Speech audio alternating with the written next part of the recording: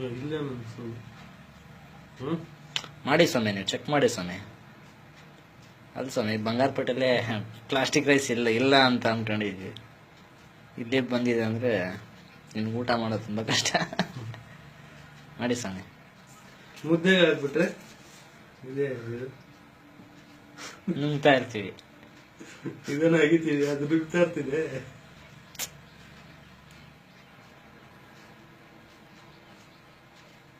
ಸಾಕು, ಹೊಡಿ ಸ್ವಾಮಿ. Ball cash ಹಿಡಿಯಕ್ಕೆ ನಾವು ರೆಡಿ ಇದೀವಿ.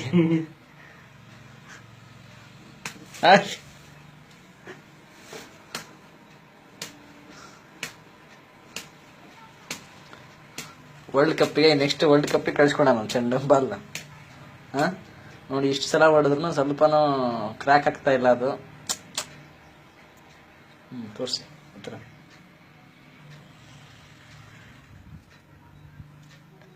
This is 100% plastic rice. ಏಯ್